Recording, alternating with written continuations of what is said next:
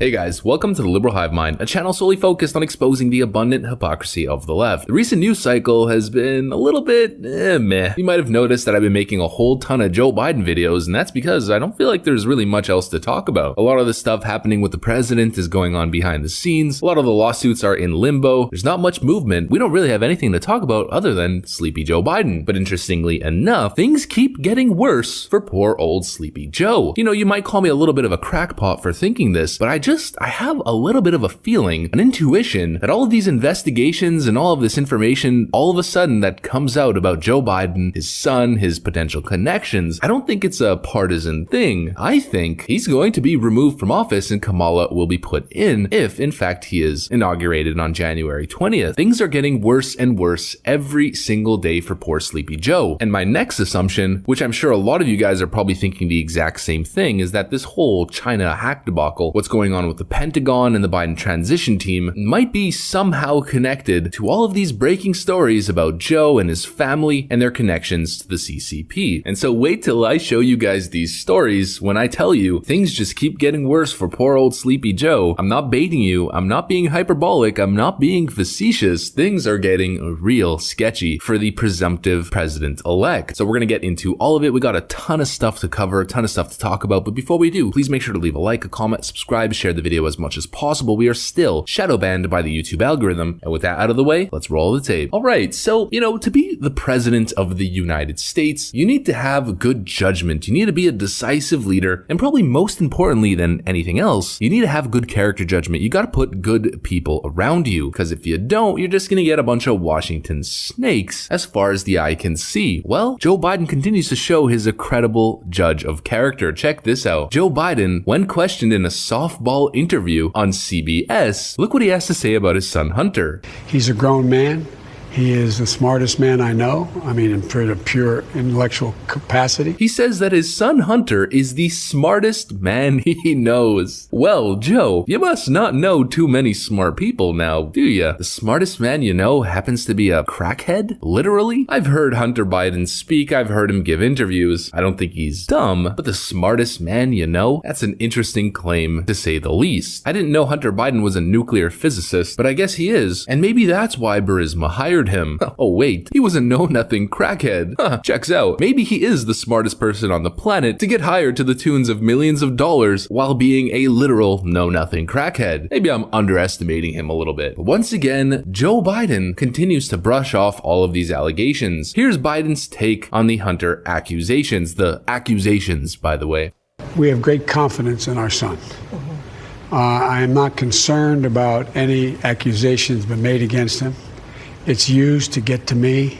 I think it's kind of foul play, but look, it is what it is. And so he says the Hunter accusations are kind of foul play that is used to get to me. No, as many times as you have attempted to discredit and quote debunk the Hunter accusations, which are not accusations, they're literal emails from his computer that are proven by the fact that they are his emails and he's saying exactly what we've all been accusing him of. But more stuff continues to hit the news cycle, which gets more and more damning and less circumstantial. Newly released texts show Hunter Biden associate asked to get Joe involved in China deal to make it look like truly family business. Newly released text messages obtained by Fox News show Hunter Biden's ex-associate James Gilliar asking to get Joe Biden involved in a China deal to make it look like truly a family business. And here's the report. In text messages dating back to 2017, Hunter's now ex-associate James Gilliar and Tony Bobulinski discussed